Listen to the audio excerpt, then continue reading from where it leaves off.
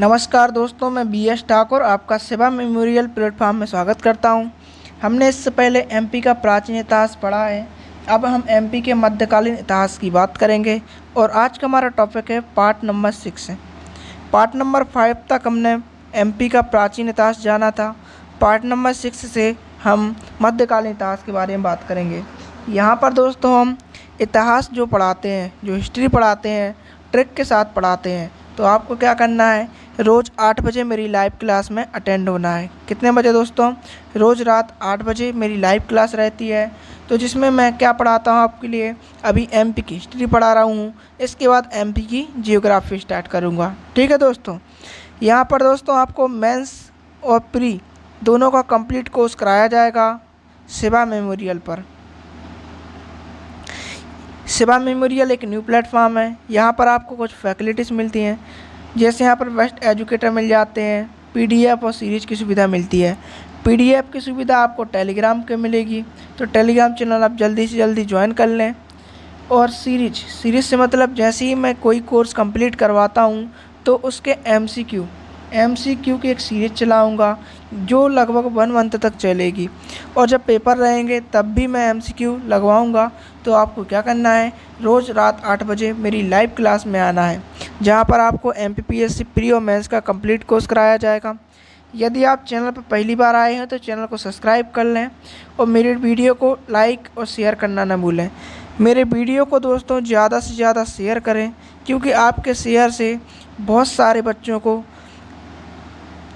पढ़ाई में लाभ मिलता है। ठीक है, सेवा मेमोरियल के बारे में भी जानकारी मिलती है।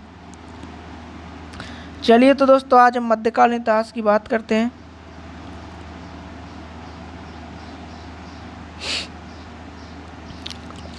सर्वप्रथम क्या हुआ था, 1019 में महमूद गजनबी ने, महमूद गजनबी ने ग्वालियर वाले भूभाग पर आक्रमण किया था। सर्वप्रथम कब? 1019 ईस्वी में महमूद गजनबी ने ग्वालियर वाले भूभाग पर आक्रमण किया था। और एक साल बाद ही क्या हुआ, 1020 ईस्वी में इसका सामना किसने किया? चंदेल वंश के शासक विद्याधर से हुआ। लेकिन इस युद्ध का कोई परिणाम नहीं हुआ। जो गंडदेव थे, गंडदेव तो आपने पढ़ा होगा, धंगदेव के पुत्र गंडदेव और गंडदेव के पुत्र विद्याधर, जो चंदेल शासक थे विद्याधर, इनका जब आक्रमण हुआ, महमूद गजनबी का इनसे सामना हुआ 1020 ईस्वी में, तो इसका कोई परिणाम ही नहीं निकला। लेकिन एक साल बाद इनसे फिर युद्ध हुआ। कब हुआ? 1021 ईस्वी में। तब युद्ध हुआ तो महमूद गजनबी और विद्याधर के बीच में क्या हो गई? संधि हो गई। इस संधि में क्या हुआ था, जो महमूद था इसने क्या दिए थे? 15 किले दिए थे। किसे दिए थे? 15 किले विद्याधर को दे दिए। और विद्याधर ने क्या किया था? इसको बहुत सारा धन दे दिया। और इसके जाने के बाद क्या करवा दिया था विद्याधर ने? कंदरिया महादेव मंदिर सुना होगा आपने। कहाँ पर है भैया ये महादेव मंदिर? खजुराहो में। कहाँ पर है? खजुराहो में। ये सब बातें आपको ध्यान रखनी है। 1019 ईस्वी में क्या हुआ था? महमूद गजनबी ने ग्वालियर के भूभाग पर आक्रमण किया। और तत्पश्चात एक साल बाद 1020 ईस्वी में चंदेल शासक विद्याधर ने इसका सामना किया। लेकिन इस युद्ध का क्या हुआ? कोई परिणाम नहीं निकला। 1021 ईस्वी में पुनः युद्ध हुआ और इन दोनों के बीच में संधि हो गई। किनके बीच में? महमूद गजनबी और विद्याधर के बीच में। इस संधि के तहत महमूद गजनबी ने 15 किले किसको दे दिए? विद्याधर, जो चंदेल शासक थे। और विद्याधर ने महमूद गजनबी को विदेश जाते समय, अपने घर लौटते समय बहुत सारा धन दे दिया। और इसके जाने की खुशी में इन्होंने कंदरिया महादेव मंदिर, जो खजुराहो का सबसे बड़ा मंदिर है, इसका निर्माण करवाया था। ठीक है। इसके पश्चात क्या हुआ था? मोहम्मद गौरी आया था। कौन आया था? मोहम्मद गौरी आया। मोहम्मद गौरी ने क्या किया? तुगरेल के साथ ग्वालियर दुर्ग पर आक्रमण किया। तुगरेल उनका एक सेनापति था और उन्होंने क्या किया? ग्वालियर दुर्ग पर आक्रमण किया तथा सफलता प्राप्त की। मोहम्मद गौरी ने ग्वालियर के लोहंग देव को हराया था। उस समय ग्वालियर पर कौन शासन कर रहा था? लोहंग देव। और जो मोहम्मद गौरी था, इसने तुगरेल खां के साथ मिलकर ग्वालियर के शासक लोहंग देव को पराजित किया था और ग्वालियर पर अधिकार कर लिया। इसके पश्चात क्या हुआ? मोहम्मद गौरी के गुलाम कौन थे? कुतुबुद्दीन ऐबक। जो कि दिल्ली वंश का प्रथम सुल्तान था। और इसने किस वंश की स्थापना की थी, बताइए दोस्तों।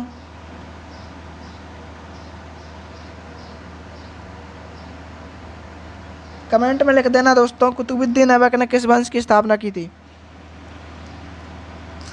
थोड़ी देर बाद मैं इसका आंसर दूंगा। जो मोहम्मद गौरी के गुलाम थे कुतुबुद्दीन ऐबक, इन्होंने क्या किया, 1202-3 में बुंदेलखंड पर आक्रमण किया। क्या किया, 1202-3 में बुंदेलखंड पर आक्रमण किया। जो चंदेल शासक थे परमार्दी देव, इनको पराजित कर दिया तथा कालिंजर, महोबा और खजुराहो पर अधिकार कर दिया। इसके पहले एक महान शक्तिशाली शासक हुए थे विद्याधर, जिनके बारे में मैंने बताया था। और जो परमार्दी देव थे, परमार्दी देव का शासनकाल 1165 से 1203 माना जाता है। और परमार्दी देव के दरबार में अलाउद्दीन रहते थे। अलाउद्दीन कौन थे, अलाउद्दीन की लोक कथा तो आप सुनी होंगी, जो बुंदेलखंड में बहुत ज़्यादा प्रचलित हैं लोकगीतों के रूप में। और जो अलाउद्दीन थे, अलाउद्दीन शारदा माता की पूजा करते थे। और अलाउद्दीन अपनी माने वीरता के कारण बहुत अधिक प्रसिद्ध थे। इन्होंने पृथ्वीराज चौहान से 1192 में युद्ध लड़ा था। ठीक है। अब जो मोहम्मद गौरी के गुलाम थे कुतुबुद्दीन ऐबक, इन्होंने क्या किया, चंदेल शासक परमार्दी देव को पराजित कर दिया और कालंजर पर अधिकार कर लिया। इनकी राजधानी महोबा पर अधिकार कर लिया और खजुराहो पर अधिकार कर लिया। इसके बाद इल्तुतमिश का नाम मिलता है। इल्तुतमिश भी भैया गुलाम वंश का था। ठीक है। इल्तुतमिश ने क्या किया, मांडू पर अधिकार कर लिया, ग्वालियर पर और मालवा को जीता।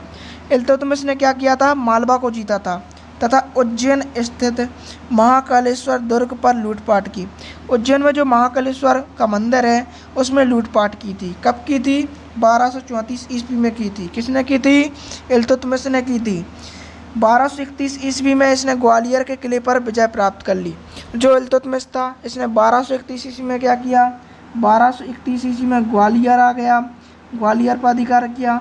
और 1234 में क्या किया, महाकालेश्वर मंदिर पर लूटपाट की थी और इसने मांडू, ग्वालियर, मालवा को जीता था। ठीक है, इतना सब आपको ध्यान रखना है। इसके बाद कौन आया, नसीरुद्दीन महमूद शाह। ये भी भैया किसका, माने नसीरुद्दीन महमूद शाह ने किसको शरण दी थी, बलबन। माने एक अच्छा बात है कि जो नसीरुद्दीन की माँ थी, नसीरुद्दीन की माँ और बलबन ने क्या किया था, नसीरुद्दीन महमूद शाह को क्या बनवाया था, दिल्ली का सुल्तान बनवाया था। ठीक है। तो नसीरुद्दीन महमूद शाह ने क्या किया, बलबन का सहयोग किया था और बलबन को भेज दिया कहाँ पर, 1247 ईस्वी में कालिंजर पर आक्रमण करने के लिए। और क्या हुआ, बलबन ने क्या किया, 1247 ईस्वी में कालिंजर पर अधिकार कर लिया। जब आप भारत का इतिहास पढ़ोगे तो आपको सब कुछ समझ आएगा दोस्तों।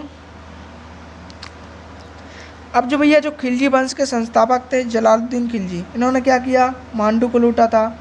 इसने ग्वालियर में गुंबद आकार का विश्राम गृह बनवाया। जो जलालुद्दीन खिलजी थे, इन्होंने मांडू को लूटा था तथा ग्वालियर में गुंबद आकार का विश्राम गृह बनवाया था। जलालुद्दीन खिलजी ने क्या किया था, इन्होंने मांडू को लूटा था तथा ग्वालियर में गुंबद आकार का विश्राम गृह बनवाया था। अब जलालुद्दीन खिलजी के बाद इनके जो भतीजा था अलाउद्दीन खिलजी वो शासक बना। और अलाउद्दीन खिलजी ने क्या किया, मानकपुर के हाकिम के रूप में उज्जैन तथा विदिशा के मंदिरों को लूटा। क्या किया था इन्होंने, मानकपुर के हाकिम के रूप में उज्जैन तथा विदिशा के मंदिरों को लूटा था। उसके बाद अलाउद्दीन खिलजी ने शासक बनने के पश्चात अपने सेनापति आइन मुल्क के नेतृत्व में आक्रमण किया था। अलाउद्दीन खिलजी ने क्या किया था, अपने सेनापति आइन मुल्क के नेतृत्व में आक्रमण किया था। आइन मुल्क ने 1305 ईस्वी में मालवा पर आक्रमण किया। उस समय मालवा में परमार वंश का शासक महलक देव शासन कर रहा था और आइन मुल्क ने क्या किया था, महलक देव को पराजित कर लिया था। और जो मालवा में परमार वंश था और परमार वंश के महान शक्तिशाली शासक थे राजा भोज। तो इस वंश का जो अंतिम शक्तिशाली शासक था महलक देव, इसको पराजित करके क्या किया था, परमार वंश को दिल्ली सल्तनत में मिला लिया था। तथा जो आइन उल मुल्क था, इसने और क्या किया था, कालिंजर, विल्सा, चंदेरी, धार, मांडू जैसे नगरों को लूटा था। आइन उल मुल्क ने क्या किया था, कालिंजर, विल्सा, चंदेरी, धार, मांडू जैसे नगरों को लूटा था। 1324 में क्या हुआ, फारसी भाषा में उत्कीर्ण बटियागढ़ अभिलेख से ज्ञात होता है कि दमोह क्षेत्र में गयासुद्दीन और मोहम्मद बिन तुगलक का आधिपत्य था। देखो सबसे पहले आता है कौन सा वंश, गुलाम वंश। गुलाम वंश के बाद खिलजी वंश। खिलजी वंश के बाद कौन सा आता है, तुगलक वंश। फिर उसके बाद बताइए दोस्तों। सैयद वंश आता है, फिर उसके बाद आता है लोधी वंश। तो जो तीसरा वंश था तुगलक वंश, तो तुगलक वंश के जो गयासुद्दीन तुगलक थे और मोहम्मद बिन तुगलक, इन्होंने दमोह क्षेत्र पर क्या किया था, अपना स्थान जमा लिया था, आधिपत्य कर लिया था। इसकी जानकारी कहाँ से मिलती है, बटियागढ़ अभिलेख से। और जो मोहम्मद बिन तुगलक थे, इन्होंने बटियागढ़ में प्राणियों के लिए गौमठ और बगीचे तथा बावड़ियाँ बनवाई थी। जो मोहम्मद बिन तुगलक थे, ये कहाँ पे शासन कर रहे थे, दिल्ली पे शासन कर रहे थे। इन्होंने क्या किया था, बटियागढ़ में प्राणियों के लिए गौमठ, बगीचे तथा बावड़ियाँ बनवाई थी। इसके अतिरिक्त मोहम्मद बिन तुगलक ने धार के किले पर आक्रमण किया था। मोहम्मद बिन तुगलक के समय में मालवा में भीषण अकाल पड़ गया था। और फिरोज शाह तुगलक की जानकारी दुलची पर अभिलेख में मिलती है। जो फिरोज शाह तुगलक थे, इनकी जानकारी कहाँ मिलती है, दुलची पर अभिलेख से मिलती है। रिवीजन करते हैं दोस्तों। खिलजी वंश का संस्थापक कौन था, जलालुद्दीन खिलजी। इसने क्या किया, मांडू को लूटा था। मांडू कहाँ पर है, धार जिले में है। इसने ग्वालियर में क्या करवाया था, गुंबद आकार का विश्राम गृह बनवाया था। अलाउद्दीन खिलजी, जलालुद्दीन खिलजी के बाद उसका भतीजा अलाउद्दीन खिलजी शासक बना। और इसने क्या किया, मानकपुर के हाकिम के रूप में, किसके रूप में, मानकपुर के हाकिम के रूप में उज्जैन तथा विदिशा को लूटा था।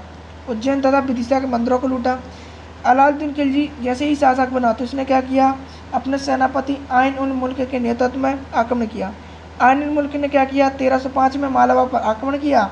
उस समय मालवा में कौन शासन कर रहा था, परमार वंश का अंतिम शासक महलक देव शासन कर रहा था। और इसने महलक देव को पराजित कर परमार वंश को दिल्ली सल्तनत में मिला लिया। इसके बाद इसने कालिंजर पर अधिकार कर लिया, जो कि बुंदेलखंड में आता है। भिलसा पर अधिकार कर लिया, चंदेरी पर अधिकार कर लिया, धार, मांडू जैसे नगरों को लूटा। ठीक है, इन सभी नगरों को लूटा। उसके बाद क्या होता है, 1324 में बटियागढ़ अभिलेख से ज्ञात होता है कि दमोह में क्या होता है, जो गयासुद्दीन तुगलक है और मोहम्मद बिन तुगलक, इन्होंने अपना आधिपत्य जमा लिया था। जो गयासुद्दीन तुगलक है और मोहम्मद बिन तुगलक है, ये तुगलक वंश के थे। गयासुद्दीन तुगलक, इन्होंने क्या किया था, दमोह को अपना आधिपत्य बना लिया था। और बटियागढ़ में क्या मिलता है, बटियागढ़ में मोहम्मद बिन तुगलक ने प्राणियों के लिए गौमठ, बगीचे तथा बावड़ियाँ बनवाई थी। इसके अलावा मोहम्मद बिन तुगलक ने धार के किले पर, इसके अलावा मोहम्मद बिन तुगलक ने क्या करवाया था, धार के किले का निर्माण करवाया था। मोहम्मद बिन तुगलक ने मालवा में, माने मोहम्मद बिन तुगलक के समय क्या हुआ था, मालवा में भीषण अकाल पड़ गया था। और फिरोज शाह तुगलक की जानकारी दुलची पर अभिलेख से मिलती है। फिरोज शाह तुगलक की जानकारी कहाँ से मिलती है, दुलची पर अभिलेख से मिलती है। ये सब बातें आपको ध्यान रखनी है दोस्तों। इसी तरह हम आगे पढ़ते चलेंगे। दिल्ली सल्तनत के बाद हम नए टॉपिक की बात करेंगे। दिल्ली सल्तनत हमारा थोड़ा ख़त्म होता है, इसके बाद मालवा का मध्यकालीन इतिहास बात करेंगे। ठीक है,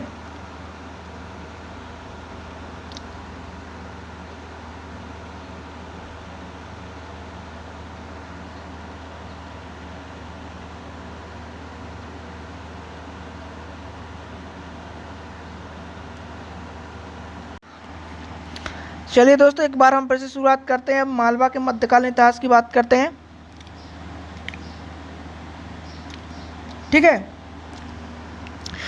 मालवा में परमार वंश के पतन के पश्चात, मालवा में परमार वंश का अंतिम शासक कौन था, महलक देव। महलक देव को किसने पराजित किया था, आइन उल मुल्क ने। आइन उल मुल्क किसका सेनापति था, आइन उल मुल्क अलाउद्दीन खिलजी का सेनापति था।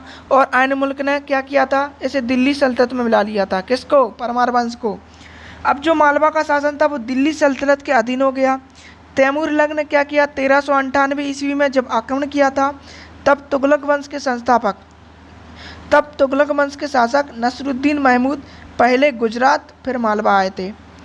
क्या हुआ था दोस्तों, जो तैमूर लंग था, इसने क्या किया, 1398 ईस्वी में क्या किया था, आक्रमण किया था। तब तुगलक वंश का शासक कौन था, नसरुद्दीन महमूद। इसने क्या किया, पहले गुजरात फिर मालवा पर आक्रमण किया, जिसे बाद में क्या हुआ, मालवा के सूबेदार दिलावर खां से सम्मान मिला। एक बार फिर से रिपीट करते हैं दोस्तों। जो तैमूर लंग था, तैमूर लंग ने क्या किया, 1398 ईस्वी में जब आक्रमण किया था, तब तुगलक वंश के शासक नसरुद्दीन महमूद पहले गुजरात फिर मालवा आया, जिसे मालवा के सूबेदार दिलावर खां ने सम्मान दिया। किसको सम्मान दिया था, नसरुद्दीन महमूद को दिलावर खां ने सम्मान दिया था। जो नसरुद्दीन महमूद था, हम बता रहे थे दोस्तों, जो नसीरुद्दीन महमूद था, नसीरुद्दीन महमूद को सम्मान किसने दिया था? मालवा के सूबेदार दिलावर खां ने दिया था। अब भाई जैसे ही नसीरुद्दीन महमूद वापस जाने के पश्चात 1401 में क्या हुआ? दिलावर खां गौरी ने मालवा में स्वतंत्र मुस्लिम राज्य की नींव डाल दी तथा धार को क्या बनाया? राजधानी बनाया। कैसे बोलेंगे दोस्तों? 1398 ईस्वी में नसीरुद्दीन महमूद को सम्मान किसने दिया था? मालवा के सूबेदार दिलावर खां ने दिया था। और जैसे ही नसीरुद्दीन महमूद मालवा से गया तो उसने, जो वहाँ का शासक था दिलावर खां लोधी, उसने 1401 में मालवा में स्वतंत्र मुस्लिम राज्य की नींव डाल दी तथा धार को क्या बनाया? राजधानी बनाया। अब जो मालवा के शासक थे दिलावर खां गौरी, इनकी मृत्यु हो गई। उनकी मृत्यु के पश्चात अलप खां जो उनका पुत्र था अलप खां, ये होशंग शाह की उपाधि लेकर सुल्तान बना।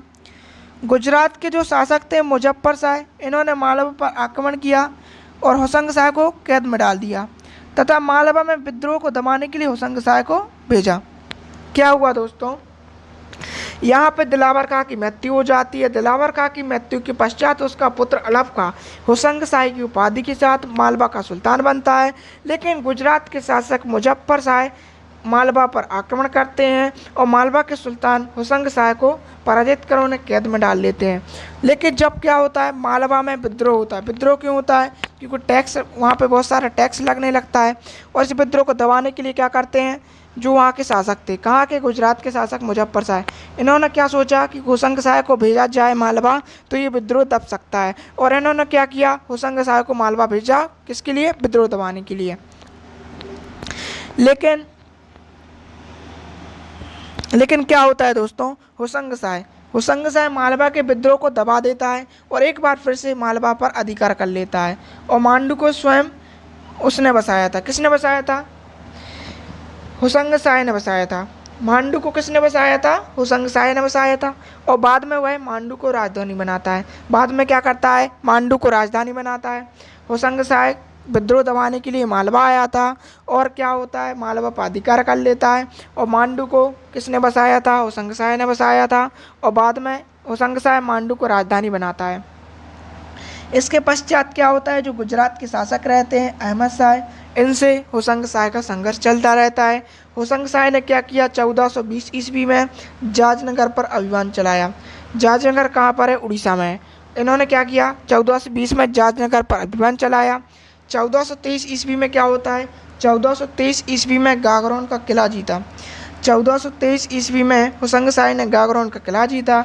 इस प्रकार होशंग शाह अपने पूरे जीवन निरंतर युद्ध करता रहा। होशंग शाह एक महत्वाकांक्षी शासक था, परंतु पड़ोस के शक्तिशाली राज्यों के कारण असफल रहा। ये सब बातें आपको ध्यान रखनी है। एक बार रिपीट करते हैं दोस्तों। मालवा के जो परमार वंश का अंतिम शासक था महलक देव को आइन इन मुल्क ने पराजित कर क्या किया था? परमार वंश को दिल्ली सल्तनत में मिला लिया था। अब जो मालवा का शासक था, जो मालवा किसके अधीन हो गया? दिल्ली सल्तनत के अधीन हो गया। और जो मालवा में 1398 ईस्वी में क्या हुआ था? तैमूरलंग था। तैमूरलंग ने क्या किया? 1398 ईस्वी में मालवा पर आक्रमण किया। तब तुगलक वंश का शासक कौन था? नसीरुद्दीन महमूद। यह पहले गुजरात फिर मालवा आया, जिसे मालवा के सूबेदार दिलावर खां ने सम्मान दिया था। अब नसीरुद्दीन महमूद मालवा से वापस चला गया और 1401 में क्या हुआ? दिलावर खां लोधी ने मालवा में स्वतंत्र राज्य की नींव डाल दी तथा धार को क्या बनाया? राजधानी बनाया। अब जैसे ही दिलावर खां की मृत्यु हो जाती है, जो मालवा के सूबेदार थे, दिलावर खां की मृत्यु हो जाती है। उनकी मृत्यु के पश्चात उनका जो पुत्र था अलप खां, ये होशंग शाह की उपाधि लेकर सुल्तान बनता है। अब जो गुजरात के शासक रहते हैं मुजफ्फर शाह, इन्होंने मालवा पर आक्रमण किया और होशंग शाह को कहाँ डाल दिया? कैद में डाल दिया। लेकिन मालवा में टैक्स वृद्धि के कारण विद्रोह हो गया और मालवा में विद्रोह दबाने के लिए गुजरात के शासक मुजफ्फर शाह ने होशंग शाह को भेजा। क्या किया? होशंग शाह को भेजा। होशंग शाह क्या करता है? होशंग शाह इस विद्रोह को दबाने के लिए मालवा आता है और एक बार फिर से मालवा पर अधिकार कर लेता है। लेकिन मालवा पर अधिकार तो कर लिया और इसने क्या किया? मांडू को राजधानी बना लिया।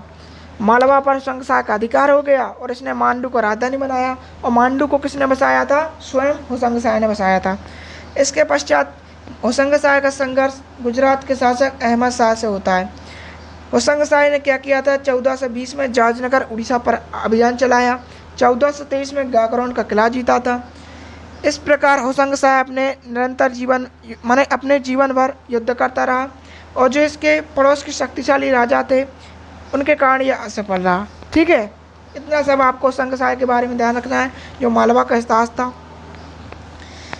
होशंग शाह की मृत्यु के पश्चात उसका पुत्र गजनी का मोहम्मद शाह की उपाधि लेकर गद्दी पर बैठा। होशंग शाह की मृत्यु हो जाती है, उसके पश्चात जो उसका पुत्र रहता है गजनी का मोहम्मद शाह की उपाधि लेकर गद्दी पर बैठ जाता है।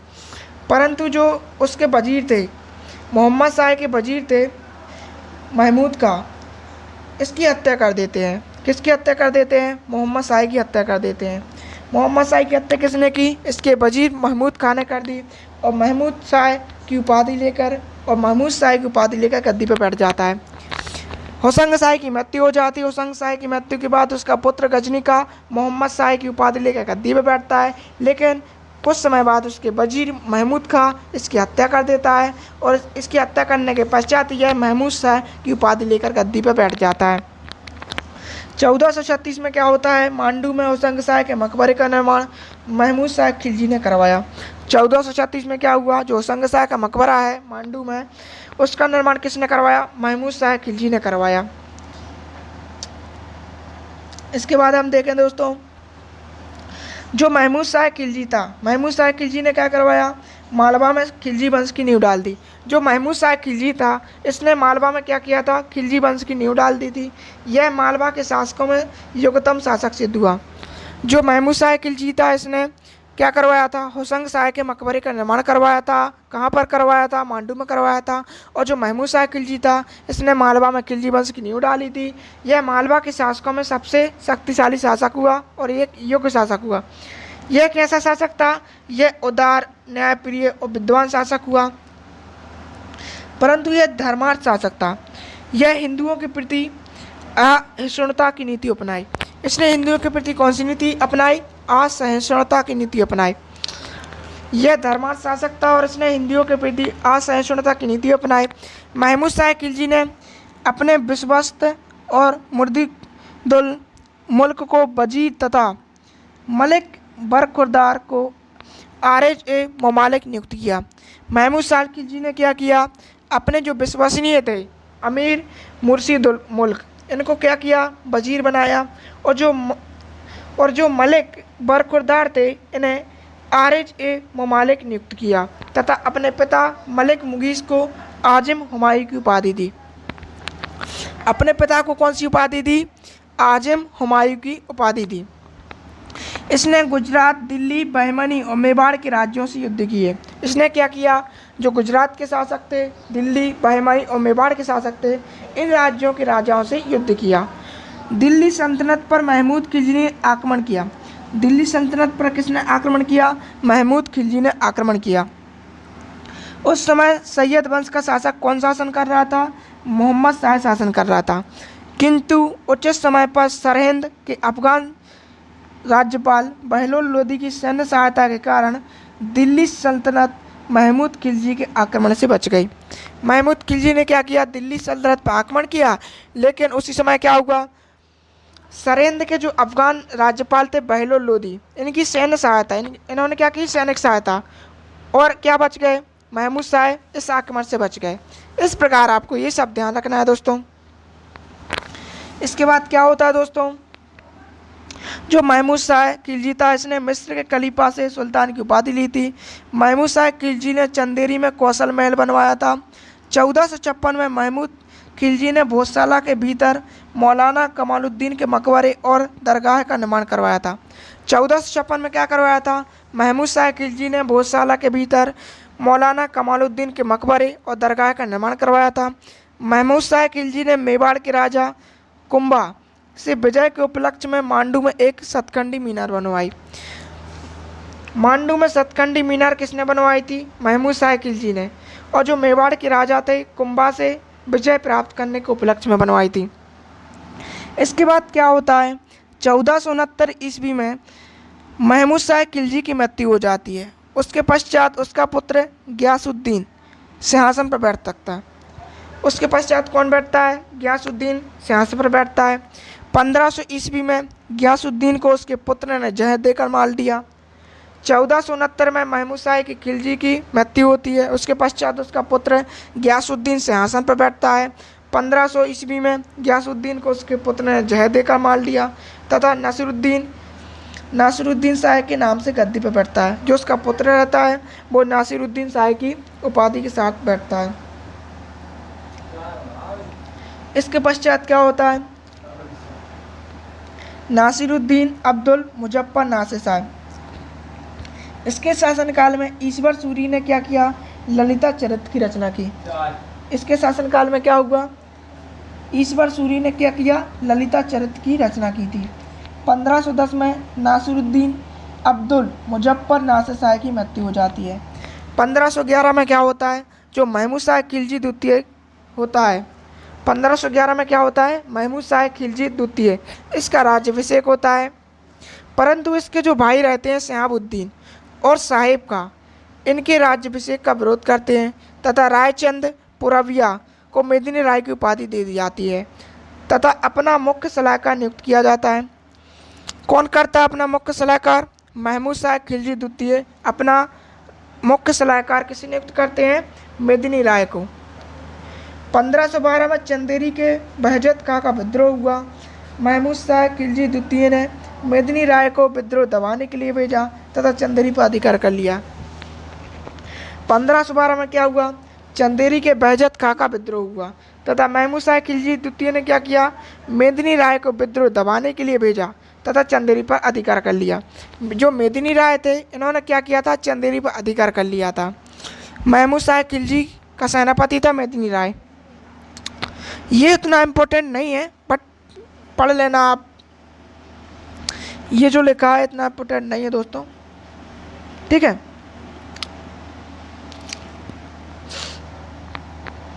इसके बाद क्या होता है दोस्तों, जो महमूद शाह द्वितीय था इसके समय में हिंदू मुसलमान सरदारों में सत्ता के लिए संघर्ष हुआ। क्या हुआ, जो हिंदू मुसलमान सरदार थे इन्होंने संघर्ष किया सत्ता के लिए और मेदिनी राय को प्रभाव को नष्ट करने के लिए। और जो मेदिनी राय थे इन्होंने चंदेरी पर अधिकार कर लिया था।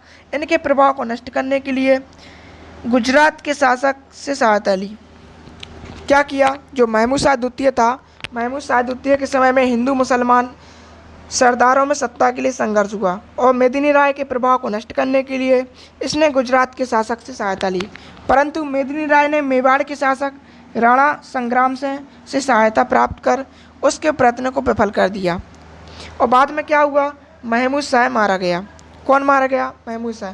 महमूद शाह ने क्या किया, मेदिनी राय के प्रभाव को नष्ट करने के लिए गुजरात के शासक से सहायता ली थी, परंतु मेदिनी राय ने मेवाड़ के शासक राणा सांगा से सहायता ले ली और इसके प्रयत्न को विफल कर दिया और महमूद शाह बाद में मारा गया। 1531 में क्या होता है, जो गुजरात के शासक बहादुर शाह रहते हैं इन्होंने मालवा पर आक्रमण किया और मांडू पर अधिकार कर लिया। 1531 में क्या होता है, जो मालवा के शासक रहते हैं, सॉरी दोस्तों, 1531 में क्या होता है, जो गुजरात के शासक रहते हैं बहादुर शाह, ये मालवा पर आक्रमण करते हैं और मांडू पर अधिकार कर लेते हैं। जो मल्लुका था, मल्लुका को मालवा का सूबेदार बनाया गया और जो बहादुर शाह था, बहादुर शाह ने क्या किया, मल्लुका को मालवा का सूबेदार बना दिया। इसके पश्चात क्या होता है, 1542 ईस्वी में शेर शाह मालवा पर आक्रमण करता है और फिर मल्लुका को गुजरात का भाग दे देता है। मल्लुका क्या करता है, गुजरात का भाग देता है। 1542 में क्या होता है, शेर शाह मालवा पर आक्रमण करता है और मल्लुका को गुजरात को कुछ भाग देता है। इसके पश्चात क्या होता है, शेर शाह 1543 ईस्वी में राजस्थान पर आक्रमण करता है तथा शुजायत खां को मालवा का सूबेदार नियुक्त करता है। 1543 में क्या किया, शेर शाह ने राजस्थान पर आक्रमण किया, शुजायत खां को मालवा का सूबेदार नियुक्त किया। 1556 में शुजायत खां की मृत्यु के पश्चात इसका पुत्र बाज बहादुर मालवा का सुल्तान बना। बाज बहादुर ने अपने साम्राज्य विस्तार के लिए गौड़ शासिका रानी दुर्गावती पर कई आक्रमण किए, परंतु वह असफल रहा। इसके पश्चात संगीत व ललित कलाओं के उन्नयन में व्यस्त हो गया। जो बाज बहादुर था इसने जो गौड़ शासिका थी रानी दुर्गावती, इस पर आक्रमण किया लेकिन वह असफल रहा। इसके बाद यह संगीत व ललित कलाओं के उन्नयन में व्यस्त हो गया। बाज बहादुर ने क्या करवाया था, मालवी, गुजरी, रागिनी, वाचकानी, ख्याल आदि रागों की रचना की थी। बाज बहादुर ने मालवी, गुजरी, रागिनी, वाचकानी, ख्याल आदि रागों की रचना की थी। ये सब आपको ध्यान रखना है।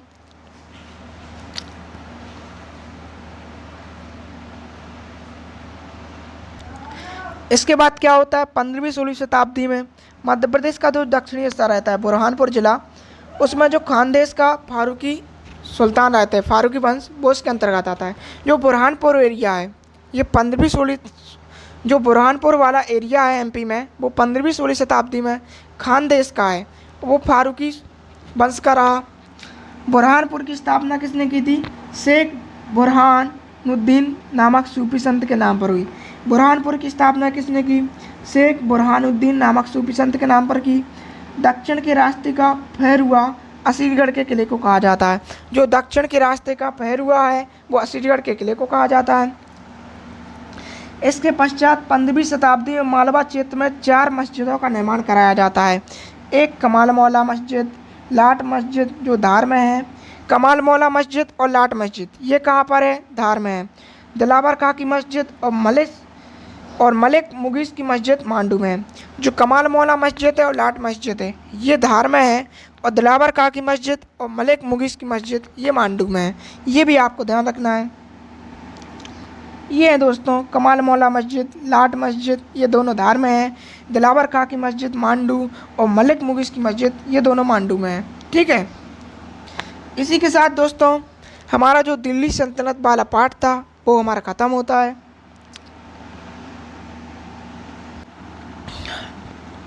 चलिए दोस्तों, अब हम मुगल काल की बात करते हैं। मुगल काल में क्या हुआ? पानीपत का प्रथम युद्ध कब हुआ? 1526 में हुआ। और 1526 में पानीपत के प्रथम युद्ध के पश्चात क्या हुआ? जो बाबर था, बाबर ने किस वंश की स्थापना की थी? मुगल वंश की स्थापना दिल्ली पे डाली थी। ठीक है, तो बाबर ने क्या किया?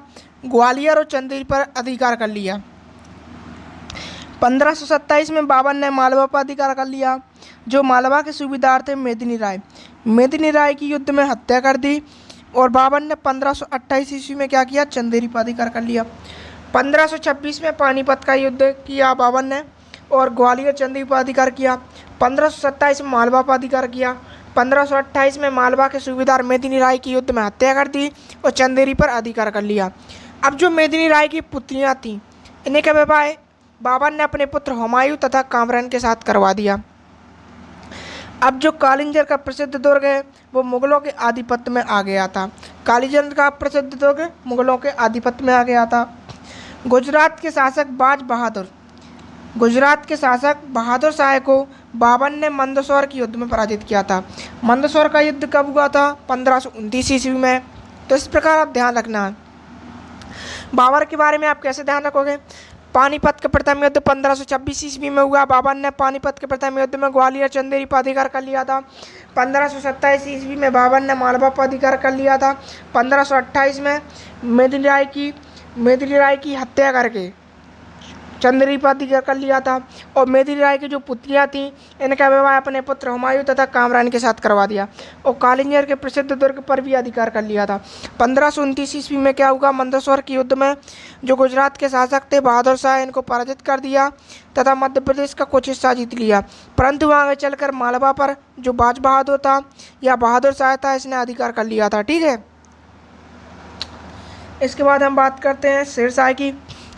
1542 में क्या हुआ? जो दिल्ली सल्तनत के सुल्तान थे शेरशाह सूरी, इन्होंने 1542 शेरशाह सूरी ने क्या किया? 1542 ईस्वी में मालवा पर आक्रमण किया तथा मल्लू खां को पराजित कर दिया। अब जो मल्लू खां कहाँ पर शासन कर रहा था? मल्लू खां मालवा पर शासन कर रहा था और 1542 में शेरशाह सूरी ने आक्रमण किया और उसे पराजित कर दिया था। अब 1543 में शेरशाह ने रायसेन के शासक पूरनमल को धोखे से मार डाला। जो शेरशाह के शासक थे 1543 में क्या हुआ? जो रायसेन के शासक थे पूरनमल, इनको शेरशाह ने क्या किया? धोखे से मारा, जो कि शेरशाह पे क्या माना जाता है? कलंक माना जाता है। 1545 में क्या हुआ? शेरशाह ने बुंदेलखंड के कालिंजर किले पर आक्रमण किया, लेकिन बारूद फटने से क्या हो गई? शेरशाह सूरी की मृत्यु हो गई। 1542 में शेरशाह ने क्या किया? मालवा पर आक्रमण किया और वहां पर मल्लू खां को पराजित किया। 1543 ईस्वी में शेरशाह ने रायसेन के शासक पूरनमल को धोखे से मारा, जो कि शेरशाह पर कलंक माना जाता है। 1545 ईस्वी में क्या हुआ? शेरशाह ने कालिंजर किले पर आक्रमण किया, जहां पर बारूद फटने से उसकी मृत्यु हो गई। अब 1556 से 1605 तक अकबर का शासनकाल आता है। तो अकबर के शासनकाल में क्या हुआ, 1561-62 में क्या हुआ, अकबर ने मालवा पर आक्रमण किया और इसके लिए अकबर ने क्या किया, आदम खां तथा मुल्ला पीर मोहम्मद को भेजा। मालवा पर आक्रमण के लिए अकबर ने किसको भेजा, आदम खां और मुल्ला पीर मोहम्मद को भेजा। उस समय मालवा का शासक कौन था, बाज बहादुर। मैंने बताया था कि बाज बहादुर मंदसौर के युद्ध में किससे पराजित हुआ था, बाबर से पराजित हुआ था, लेकिन बाद में इसने क्या किया था, मालवा पर अधिकार कर लिया था। जब ये मालवा पर शासन कर रहा था तो अकबर के समय क्या होता, अकबर ने आदम खां और मुल्ला पीर मोहम्मद को 1561 में भेजा और मालवा के शासक जो बाज बहादुर थे इनको सारंगपुर के युद्ध में परास्त कर दिया तथा जो बाज बहादुर की पत्नी थी रानी रूपमती उन्होंने आत्मदाह कर लिया। बाज बहादुर ने क्या किया, मांडू में बाज बहादुर तथा रानी रूपमती महल बनवाया, ये भी आपको ध्यान रखना है। और मांडू में बाज बहादुर और रानी रूपमती की प्रेम कथाएं आज भी प्रचलित हैं, ठीक है, ये भी आपको ध्यान रखना है। अब जो मध्य प्रदेश के गोंडवाना क्षेत्र की शासक थी रानी दुर्गावती, मध्य प्रदेश के जो गोंडवाना क्षेत्र की शासिका थी रानी दुर्गावती, ये अकबर की सिपह सलार, अकबर के जो सिपह सलार थे आसफ का, इनसे युद्ध करती हुई 1564 में नरई नाला में वीरगति को प्राप्त हुई। अकबरनामा में गढ़मंडला को गढ़कटंगा कहा गया है। जो गढ़मंडला की शासिका थी रानी दुर्गावती को अकबर के सिपह सलार आसफ खान ने 1564 में पराजित किया और ये जो रानी दुर्गावती थी इन्होंने अपने आप को कटार मार ली और ये वीरगति को प्राप्त हो गई। अकबरनामा में गढ़मंडला को गढ़कटंगा कहा गया है। जो देवगढ़ के शासक थे जाटवा, इनका उल्लेख कहाँ मिलता है, देवगढ़ के शासक जाटवा का उल्लेख अकबरनामा तथा आईने अकबरी में मिलता है। 1601 में क्या किया, अकबर ने असीरगढ़ के किले पर अधिकार कर लिया और 1605 में ओरछा के शासक रामसाय को क्या करना पड़ा, ओरछा से चंदेरी अपनी राजधानी स्थापित करना पड़ा। और ओरछा के जो शासक थे रामसाय, इन्होंने चंदेरी में राजधानी स्थापित कर ली 1605 में और क्या किया, चंदेरी राज्य की स्थापना कर ली। ये बातें भी आपको ध्यान रखना है, ये अकबर के शासनकाल की बात है। उज्जैन के समीप धर्मित युद्ध में औरंगजेब ने क्या किया, शाहजहां के पुत्र दारा शिकोह को पराजित किया। औरंगजेब किसका पुत्र था, शाहजहां। तो औरंगजेब का जो भाई था दारा शिकोह को औरंगजेब ने क्या किया, धर्मत युद्ध में 1658 में धर्मत युद्ध में पराजित कर दिया। औरंगजेब की जो धार्मिक नीतियां हैं उनके कारण बुंदेलखंड व मालवा में विद्रोह हुआ। ओरछा के जो शासक थे चंपत राय, इन्होंने औरंगजेब के विरुद्ध विद्रोह का बिगुल फूंक कर 1661 में मुगल आधिपत्य मानने के बजाय आत्महत्या करना उचित समझा। ओरछा के शासक थे चंपत राय, इन्होंने औरंगजेब की नीतियों का विद्रोह किया और इन्होंने बाद में क्या किया, आत्महत्या कर ली। और जो चंपत राय के पुत्र कौन हुए, छत्रसाल ने क्या किया, छत्रसाल ने भैया पन्ना राजवंश की स्थापना की और छत्रसाल ने क्या किया था, छतरपुर बसाया था। औरंगजेब की मृत्यु हो गई 1707 ईस्वी में। इसकी मृत्यु के पश्चात जो छत्रसाल था वो बुंदेलखंड का एक स्वतंत्र शासक बन गया और उसने क्या किया, पेशवा बाजीराव प्रथम को बुंदेलखंड का बड़ा भाग दे दिया। ये जो मराठा थे पेशवा बाजीराव को क्या किया, छत्रसाल ने अपनी जागीर का एक बहुत बड़ा भाग दे दिया और इसी समय से इस प्रदेश में मराठों का प्रवेश शुरू हो गया था। इस तरह दोस्तों हमारा मुगल काल, दिल्ली में जब मुगल काल चला वो भी ख़त्म होता है, ठीक है, दिल्ली का जो मुगल काल था वो भी इस तरह ख़त्म होता है। अब हम बात करते हैं निमाड़ में फारूकी वंश। तो फारूकी वंश कहाँ पर शासन करता था, ये बुरहानपुर, एमपी का जो दक्षिणी एरिया है, एमपी का कौन सा एरिया, ये जो दक्षिणी एरिया है ये बुरहानपुर है, ठीक है। तो इस वाले एरिया, इसको खानदेश भी कहा जाता है, तो इस वाले एरिया पर कौन शासन कर रहा था, फारूकी वंश। ये किस नदी के तट पर है, इस प्रकार से यहाँ से बैतूल से निकलती है ताप्ती नदी, ये ताप्ती नदी के तट पर, ताप्ती नदी कहाँ पर गिरती है, कहाँ गिरती है, गुजरात में जाके गिरती है, खंबात की खाड़ी में। तो इस वंश की स्थापना किसने की थी, मलिक रजा ने की थी। मलिक रजा किसका माने सिपाही था, दिल्ली के जो फिरोज शाह तुगलक थे, इन्होंने क्या किया था, सॉरी दोस्तों, जो दिल्ली के फिरोज शाह तुगलक थे इनका सेवक था। किसका सेवक था? दिल्ली के फिरोज शाह तुगलक का सेवक था। और मलिक रजा ने क्या किया? 1398 ईस्वी में, कहीं कहीं पे दोस्तों 1388 ईस्वी भी मिलता है, तो ये 1398 और 1388 ये दोनों आपको ध्यान रखना है। 1398 ईस्वी में मलिक रजा ने निमाड़ वाले क्षेत्र में स्वतंत्र फारूकी वंश की नींव डाली थी। और इसी समय क्या कर रहे थे? असीरगढ़ पर आसा नामक अहीर राजा शासन कर रहा था, जिसने क्या किया?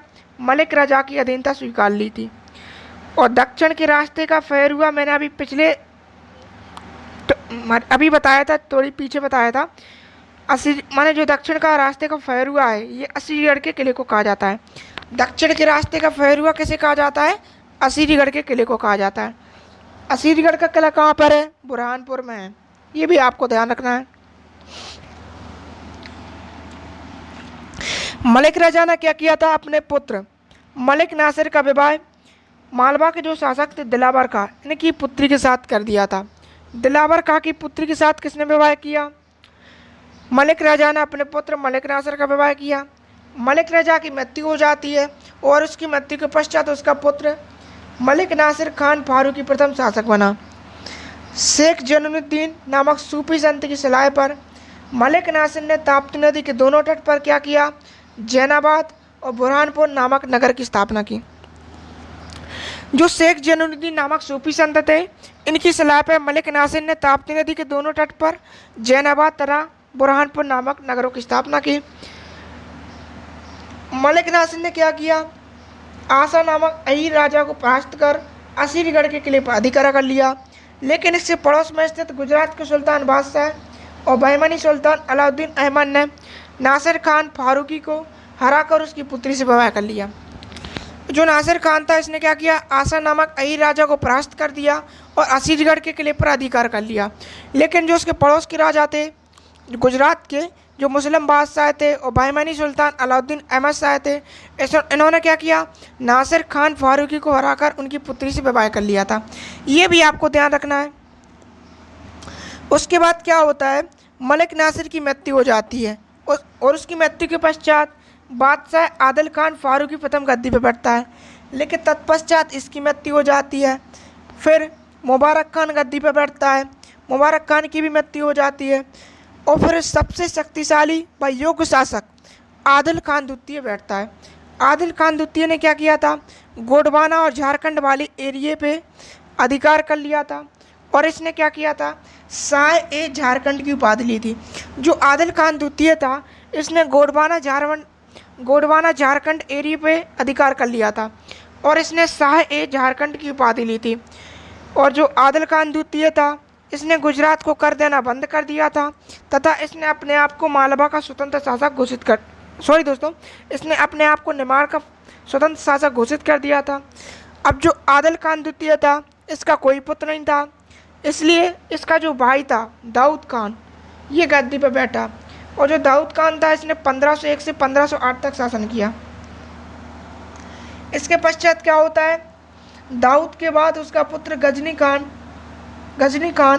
गद्दी पर बैठने के पश्चात 10 दिनों के अंदर ही जहर देकर मारा डाल। जो दाऊद खान था, दाऊद खान का पुत्र कौन हुआ? गजनी खां जैसे ही गद्दी पर बैठता और 10 दिन के अंदर क्या हुआ? जहर देकर उसे मरवा डाला गया। इसके बाद क्या हुआ था? फारूकी वंश गृह युद्ध में छिड़ गया था जिसे अहमदनगर और गुजरात के सुल्तानों और भड़काया। फारूकी वंश बाद में क्या हुआ? गृह युद्ध में छिड़ गया और उसे अहमदनगर और गुजरात के सुल्तानों और भड़का दिया था। 1576 में क्या हुआ? आदिल शाह गद्दी पर बैठा। इसने अपनी पुत्री का विवाह अकबर के पुत्र मुराद से कर दिया तथा अपना विवाह अबुल फजल की बहन से कर लिया। 1576 में आदिल शाह गद्दी पर बैठा। इसने अपनी पुत्री का विवाह अकबर के पुत्र मुराद से मतलब है जहांगीर बैठा था शासन पर 1605 से 1627 और अपना विवाह किससे कर लिया? अबुल फजल की बहन से कर लिया। आदिल शाह ने क्या करवाया था? असीरगढ़ के किले में जामा मस्जिद और तोपों का निर्माण करवाया था। जो आदिल शाह था इसने असीरगढ़ के किले में जामा मस्जिद और तोपों का निर्माण करवाया था। ये भी आपको ध्यान रखना है। आदिल शाही की मृत्यु के पश्चात उसका पुत्र बहादुर खां खिज्र खां का उत्तराधिकारी बना। आदिल शाही की मृत्यु के बाद क्या हुआ, बहादुर खां खिज्र खां की उपाधि के साथ गद्दी पर बैठा। इसके बाद क्या होता है दोस्तों, 1601 में अकबर असीगढ़ के किले पर अधिकार कर लेते हैं। क्या होता है, 1601 ईस्वी में अकबर क्या करते हैं, असीगढ़ के किले पर अधिकार कर लेते हैं और इस प्रकार जो हमारा निर्माण में फारूकी वंश है ये मुगल साम्राज्य में मिल जाता है। ये था हमारा आज का टॉपिक। आज हमने मध्यकालीन इतिहास का लगभग 70% भाग कंप्लीट कर लिया है।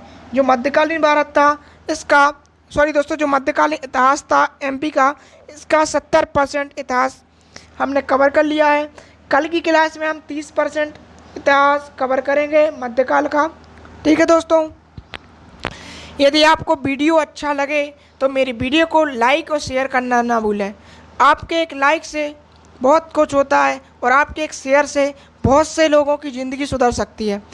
यदि आपको लगता है मैं अच्छा पढ़ाता हूँ तो आप क्या किया करो, मेरे वीडियो को ज़्यादा से ज़्यादा शेयर कर दिया करो। ठीक है, मेरे वीडियो को ज़्यादा से ज़्यादा शेयर कर दो। और जब मैं लाइव आता हूँ तो आपसे विनम्र निवेदन है कि आप लाइव आने की कोशिश करें, क्योंकि मैंने देखा है कि मेरी लाइव में बहुत ही कम बच्चे आते हैं। दोस्तों, मैंने इससे पहले डिस्कशन क्लासेस ली थी कल, तो कल मैंने डिस्कशन क्लासेस में व्हाट्सएप से लेकर कुछ मुद्दे थे, जो व्हाट्सएप को लेकर मुद्दे थे उस पर एक वीडियो बनाया है। वो आप कमेंट उसमें प्लेलिस्ट में जाके ज़रूर देख लें, डिस्कशन क्लासेस में है, जो मैंने कल ही अपलोड किया था, तो उसे एक बार जाकर आप ज़रूर देख लें दोस्तों। ठीक है दोस्तों,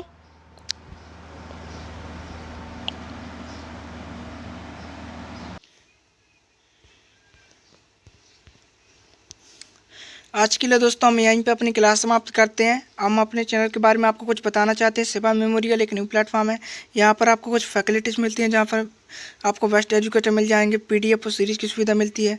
पीडीएफ यदि आपको चाहिए तो आपको टेलीग्राम चैनल ज्वाइन करना पड़ेगा। टेलीग्राम की लिंक मैंने डिस्क्रिप्शन में दे दिया है।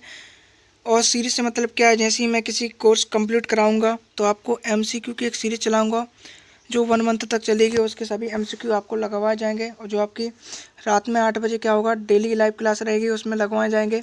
और जो मेरी MPPSC प्री मेंस की क्लास रहती है, ये रात में 8 बजे रहती है। और यहाँ पर शिवा मेमोरियल पर आपको MPPSC प्री मेंस का कंप्लीट कोर्स कराया जाएगा। यदि आप चैनल पर पहली बार आए हैं तो चैनल को सब्सक्राइब जरूर कर लें और मेरी वीडियो को लाइक करना ना भूलें, और मेरी वीडियो को ज़्यादा से ज़्यादा शेयर कर दें दोस्तों। थैंक यू दोस्तों। हमारा एमपी का प्राचीन इतिहास समाप्त हो गया। एमपी का मध्यकालीन इतिहास चल रहा है। फिर उसके बाद हम एमपी का आधुनिक इतिहास पढ़ेंगे। ठीक है दोस्तों, 2 पार्ट हैं इसके, एमपी के मध्यकालीन इतिहास के। इसके बाद हम आधुनिक की बात करेंगे।